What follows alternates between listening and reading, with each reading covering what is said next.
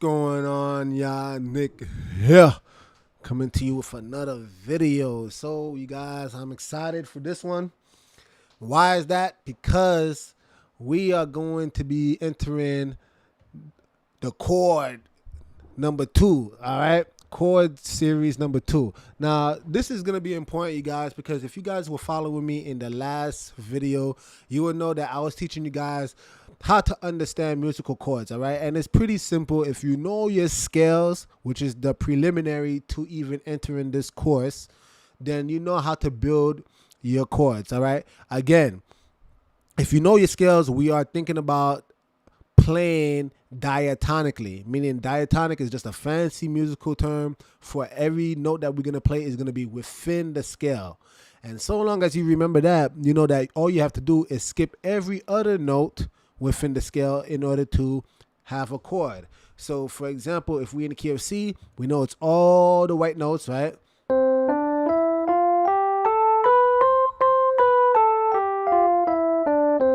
All right, good. It's all the white keys. All right. Now, what we will do if we were started on C, I'll do it with one hand so it doesn't confuse you guys. But if we start on C, and then you skip D and go to E, and then you skip F and go to G, that is a C major chord. And last time I was telling you that you can pretty much apply that same principle of skipping every other note, and you could do on all 7 degrees of the scale. So you could do it on degree number 1, which in the key of C would be C major, degree number 2, which would be D minor, degree number 3, which would be E minor, degree number 4, which would be F major, degree number 5, which would be G major, degree number 6, which would be A minor, degree number 7, which would be B diminished. And then if we go back to 8 is the octave. So again, we're back at C, it'll be C major, right? Cool. And I was telling you that I want you to do that in all 12 keys, you guys. You should be proficient at doing this in all 12 keys. Now, this is where this practice becomes interesting, all right? It becomes interesting because today we're not going to be playing the chords in its root position. The root position means that, let's suppose that, for example, we're playing C major, right? That means C is your root note. In other words, C would be the most bottom note, the lowest note you're playing. So that's called C major root position, okay? But today, the reason why this is inversions, because inversions is pretty much saying that you're going to be playing the same chords. However, the arrangement of those chords or the notes is going to change. So, for example, if we really analyze what is a C major chord, it would be C, E, G. All right, cool. Now, we're going to use those same exact notes, but we're going to rearrange them. So, rather than this note right here, which is C, I'm going to take the C up here. So it's still C, E, G, but notice that E is now your most bottom note, right? It's your lowest note. And that's what's called C major first inversion. All right. Now we could take that same principle, right? And we can take the E and we could take the E above or octave above. And that's also a C major. Notice the spelling of it in the chord section. It says C over G. That's that C dash G that you're seeing on the screen. All right, but it's still the same notes. You have C, you have E, and you have G. But this time around, G is your most bottom note. It's your lowest note. So therefore, that's called C major second inversion. Now, you guys, you can imagine that obviously you could do that with every single chord, right? I could do that with the D minor. This is D minor inversion. Excuse me, this is the D minor root position where it's D, F, A. And I could remove the bottom note, which is D, or that root note, which is D, and take the D above. So that would be D minor first inversion. And then I could do the same thing again, where I take the F and take it above, or octave above. And notice it still says D minor over A, right? So Again, you could do these principles over and over and over with every single chord, pretty much. All right. And obviously, I would want you to actually practice it, right? I want you to practice all your chords in every scale during the first and second inversion. All right. But I don't want to bore you by doing it because, again, that's pretty much taking essentially 12 different chords. Actually, not even. Man, I don't even know because technically you have C minor, C major, and C minor. So I guess almost 24 chords. Yeah, you pretty much almost have 24 chords, and you times that by 3, right? So you can imagine how long that would take, right? So here's what I'm going to do. I'm going to expedite your practice by teaching you a quick trick. And this trick is extremely important because, again, it's going to really unlock your playing. So first off, let me just tell you one thing. Why are the inversions even important to understand in the first place? Well, I'll give you a perfect example, right? Now, let's say if I'm playing, let me put my hands in the screen, and I want to show you something. If I was, okay, cool. So you could kind of see my hands, right? If I was playing C, and then I jump all the way here to go to F.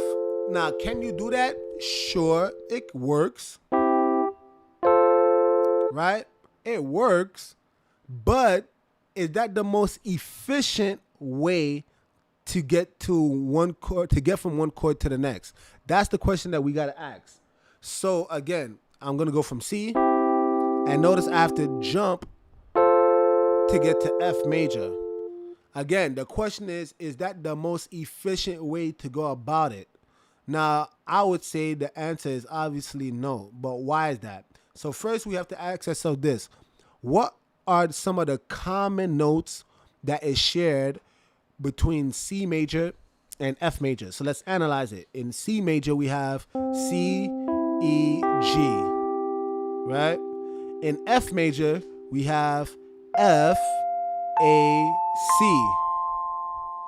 So if you analyze that, and you can pause it, pause the video if you need to, but if you analyze it, you will see that the notes that these two chords share in common is none other than C. Right? So, in other words, if I'm at C major,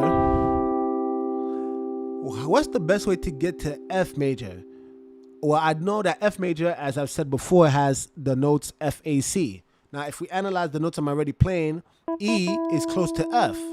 So I could just remove my E and put it on the F. And I could take my G and go one up in the scale, within the scale. Again, guys, this is diatonic.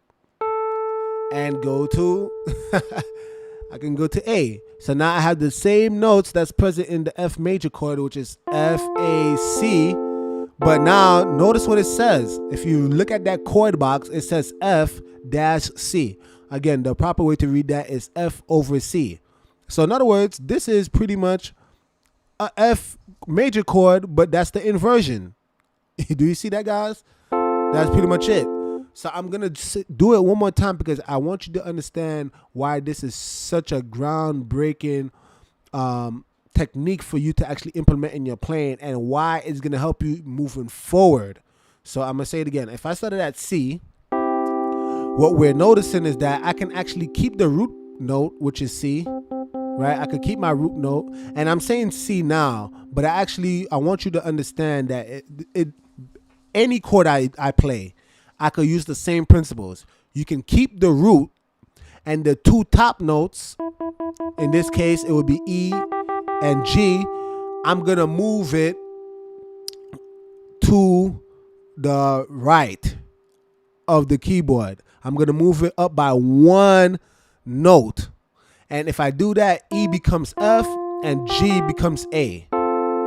And by doing that, I have my F major chord. Now, why is this important? Because again, essentially, rather than having to jump from C all the way to F, I don't have to even move all my fingers. I could just move two of my fingers and the root note actually remains the same. It's that simple. If you notice my hands on the screen too, You can see that I'm not doing such a drastic move, right? That's what's so groundbreaking about it. Again, in the world of music, you're always trying to do things that's going to make it as efficient as possible so that actually going to make you play faster. And it's also going to mitigate a lot of mistakes in your playing. Okay, cool.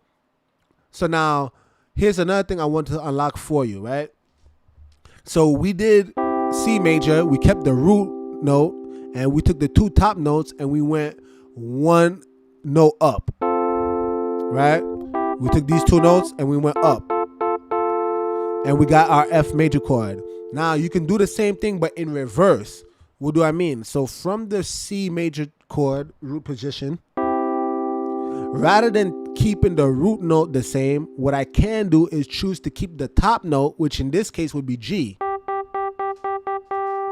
And I could keep the top note the same and take the two bottom notes, which would be in this case C and E, and I can move down, right? I can move one note down. So if C would therefore become B and E would become D. And what do you notice? This becomes your G over B. In other words, this is your G major chord. All right. Now, again, you know, if anybody knows me, I'm all about the actual music theory. So what did we actually do? All right. Because again, we could talk about letters all day, but it's not efficient to think about letters. So let's actually think about the numbers. Okay. C in the key of C is considered degree number 1.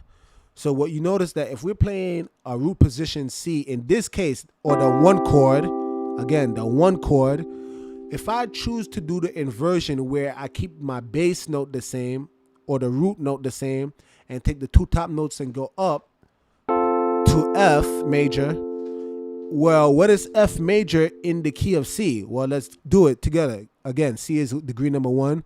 So you have 1, 2, 3, 4. Oh, okay. So if we do a chord starting on degree number 4, F, A, C, that's your F major chord, right? But again, we can go rather than jumping, we can do the inversion. Keep the root note the same and take the two top notes and go up. All right. I'm purposely doing it over and over so that you guys can kind of see it. It's more visual for you, but that's essentially what I'm doing. So if I do that inversion, I pretty much went from the chord starting on degree number 1 to a chord that starts on degree number 4. All right. Now let's actually analyze the other inversion that I did afterwards. If I kept the top note the same, so in the case of C major, if I kept the top note the same, which is G, and I take the two bottom notes and I went one note down, oh, it's a G over B. Okay, well, what is G in the key of C? Okay, so let's count it. C would be 1, obviously. So 1, 2, 3, 4, 5. Ah, so G is 5. Okay, so you guys, essentially from your root position, right, C chord, or 1 degree chord, C, right, I can easily go to 2 chords using inversions without having to jump so far, right? I can either do the inversion where my two top notes are going up, in which case I have a 4 degree chord, which is my F in this particular case.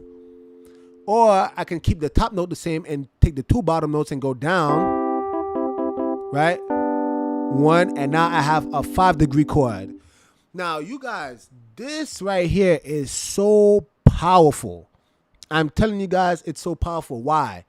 I remember when I was going to school, my professor literally told me that you can literally play majority of the songs within the church. For those of you who might be wanting to play for your church, for those who want to play hymns, it doesn't matter. You could play majority of the songs in the church using those 3 chords, which is what? The 1 degree, the 4 degree, and the 5th degree.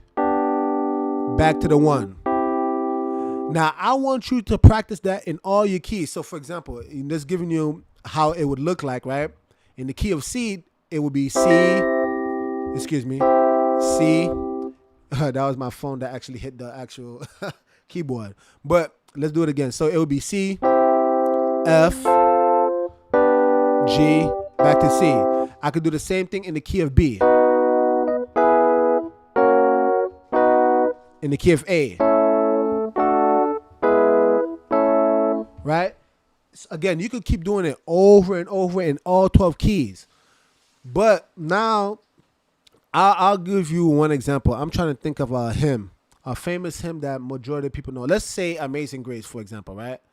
So if I was to play Amazing Grace in the key of C, again, understand this, right? Can you do more chords? Absolutely, and we will get there.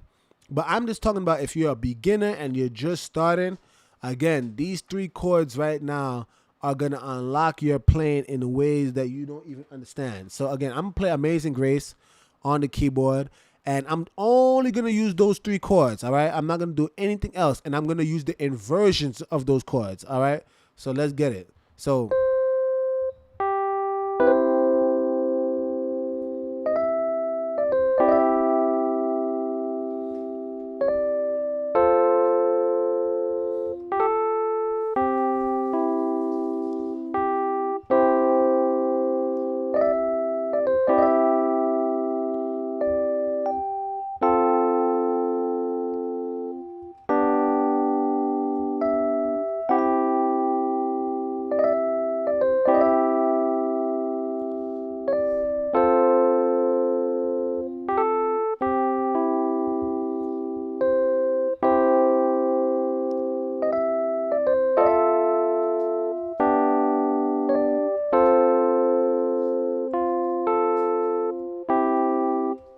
right? Notice I was able to accompany the whole entire song using just those 3 chords. Again, is it the best? Are those the best possible chords you can use? No, there are other chords you can use. But again, if you were a beginner and you're just trying to play for your church, and you're just like, man, I was just thrown up there. I don't even know what to do. Those 3 chords are gonna get you by, so long as you know where to actually, select each chord. All right. But now let's get off of that, because let's actually talk about how these chords are going to be beneficial in the future. All right. So for one, what I want you to understand is that later on, when we're going to do jazz and R&B, jazz and R&B are full of a whole bunch of 2-5-1s. All right. So I'll give you a perfect example. You have, matter of fact, I would like to play it for you guys, make it just a little bit more interesting. So bear with me. I'm going to go to All I Do, and this is going to be from Stevie Wonder. All right. This is going to be from Stevie Wonder. So I want you guys to analyze this, because I guarantee you guys, I think it's going to be very cool for you guys to actually watch it. Let's see here. Stevie Wonder. All right. So I want you guys to actually analyze this song.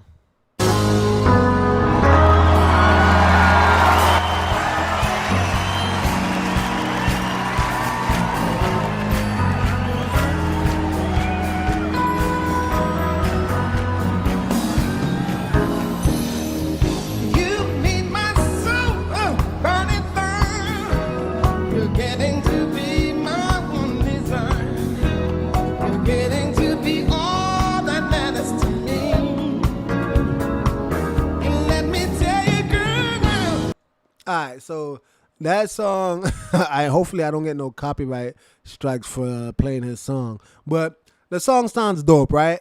And you probably are like, yeah, Nick, that's what I'm really here for. I'm here to play like Stevie Wonder. I'm here to play like these cats, that's traveling, touring. Okay, that's cool. But you got to slow down a bit, all right? Because before these guys were able to travel and do all that fancy stuff, they had to go through the music theory. They had to learn everything that we're learning right now, all right? So let's actually analyze that chord, because there's a chord that he does that, believe it or not, it uses the theory that I'm literally teaching you. I'm gonna play it for you first, and then I'm gonna break down the theory, and I'm gonna show you why those inversions was so important. All right. So the song was.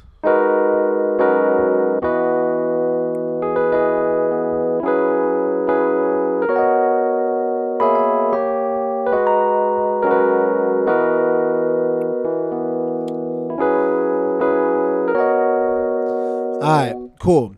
So that's pretty much what he was playing on the piano. I'm gonna play along with him so that you guys can kind of see it for yourselves. But let's get it.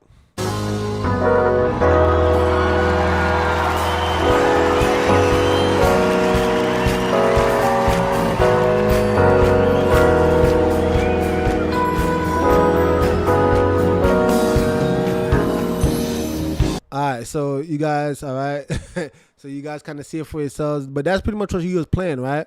Now let's actually analyze why this is cool. Okay, so let's actually get back to the app real quick. Let's get back to the Ridiculous app. All right, cool. Perfect. So let's do it one more time. And I'm going to point out where those inversions really became crucial.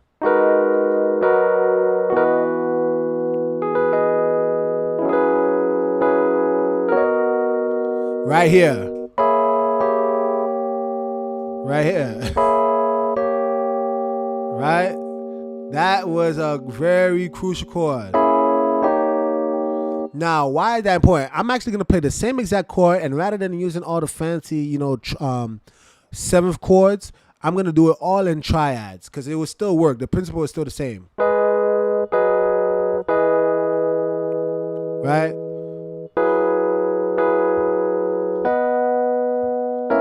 Right here. All right? So be diminished. Right there, you guys. That note is so powerful. That right there is, and this is kind of more so like I want to give you kind of like a glimpse into the future, but that's essentially a 2-5 chord progression. All right, it's a 2-5-1 chord progression.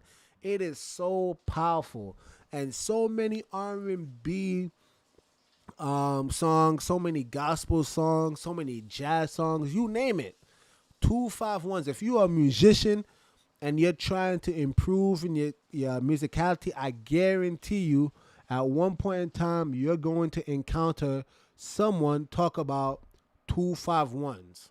All right. Now, again, what is a 2-5-1? Well, just as I've always said, musicians, the higher the level you get, they no longer talk about letters. They talk about the numbers.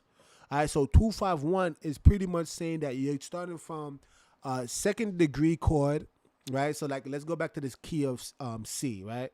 It would pretty much, your second degree would be D, which would be D minor, right? And then your 5 would be G. Now I could jump over here and then go to 1, but do you see how much movement I have to do in my hands? I'm going to show you one more time, maybe so that you can analyze my hands for yourself. But look at how far I have to jump. D minor to G major, and then jump all the way down. Why do I got to do that when all I have to do is use the inversions? So the inversions would be 2, and then 5. Do you see that? And notice that movement. Oh, doesn't that look very similar to what I did before when I was on C and I kept the root note and I just moved the 2 top notes? Well, I'm doing the same exact thing here. I keep my root note. I kept my root note the same and I moved the 2 top notes. I moved it up 1 to get to my 5, and then I could go to 1. And notice my hands. Notice my hands. I don't move nearly as much as doing this. Versus the inversion. Look at my hands. Do you see how powerful that is? And again, that 2-5-1 progression is so common in jazz. I'm telling you, if you play, I'm gonna play it again for you, just so that you can see how powerful that chord progression is, because it's done in some of your most famous songs. Some of your favorite songs. You mean my soul, burning burn. You're getting to be my one desire. You're getting to be all that matters to me. Right here, this is that 2/5. You see that? So that's that 2/5. That's that 2/5, you guys.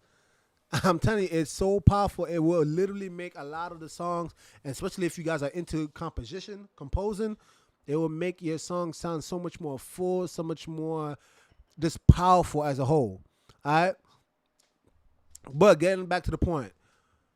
So what I want you to do for homework, you guys, is pretty much I want you to take all the degrees of the scale, and I want you to do this practice for me, right?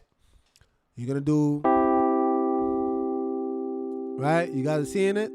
So you have your C, and now I want you to do the inversion where the two top notes go to the top.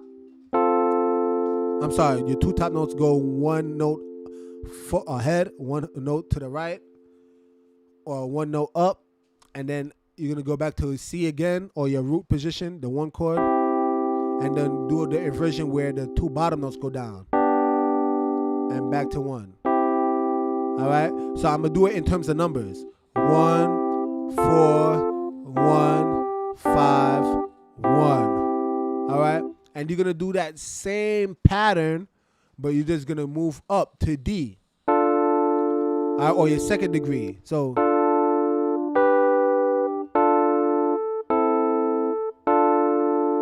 and then go up again. You do the same pattern, but this time you're gonna start on the third degree.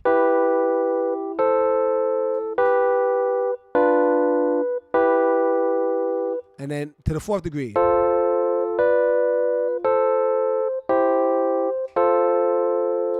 You're gonna do that same exact pattern for all 7 degrees.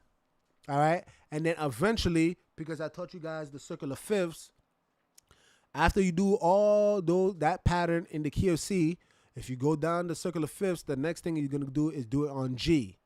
Again, it's gonna be the same exact principles because we're talking about diatonic, meaning that all the notes that you're playing has to be within the scale. All right. So hint, hint. If you're in the key of G, you're not gonna be pressing F natural. You're gonna be pressing F sharp. All right, because we gotta play all the notes within the scale because it's diatonic. All right. So again, I'll show you an example for G. Right. F sharp. But the principle is still the same. I just took my G. If this was my root position, one chord, I took that G and I went one down. And then I took my B and I went one down to the A. Do you guys see that? Again, do that in all your 12 keys. This is eventually going to help lead you to the 2-5-1 chord progression, which I'm going to go over deeper in another lesson. But you guys got to practice this first because it is literally the stepping stone to entering jazz, right? All right, again, I want to give you guys some encouragement. Once you can master this, all right, in all 12 keys, guys, once you master this, then the next thing we're going to be going over are 7th chords. 7th chords is when we officially enter the realm of jazz. And then after that, we're going to go into playing some inversions so that now we can start playing some of our favorite songs on the keyboard. At that point in time, you're pretty much going to be really well off, all right? A lot of you guys who would like to accompany other musicians who want to be part of a band, this is what it takes, all right? You guys got to be able to play your chords and you got to be able to play efficiently, all right? Now, can you jump around the piano all over the place and go crazy? By all means, be my guest. If you want to look, you know what I'm saying? Maybe you want to look like you're impressing somebody, cool. But at the end of the day, all the audience recognizes is, does this actually sound good? They don't care how much your hands are moving. They don't care. Does this sound good? And I'm telling you, if you want to mitigate mistakes, if you want to mitigate being a risk taker, and then, pretty much crapping all over yourself on stage, the best thing to do is learn the inversions so that you don't have to make such huge leaps, All right. Mind you, let me just add this in there. And I probably should make another video separately, but on the guitar, the concept is very similar. I'm gonna make another video that probably goes deeper. But hey, Lord supporter, what's going on? But again, guys, I'll go deeper in another video where I actually showcase the guitar itself in greater detail. But I'm telling you guys, if you're moving all over the place on that fret, you pretty much don't know what you're doing, because a lot of the notes that you're looking for are right under your hands, right under your fingertips. All right, you guys. Am I saying that you can't use the whole entire neck? That's not what I'm saying. And am I saying that you can't use the entire keyboard? That's not what I'm saying. But what I am saying is that it is not necessary to make such drastic leaps all over the keyboard when all the notes is right under your hand. Again, I don't need to go from F and jump all the way to G over here when I could just know that, okay, from F to G is right here versus, right? Why make such a huge leap? Why, you guys? It doesn't make sense. All right, so anyway, I hope you guys found value in this video.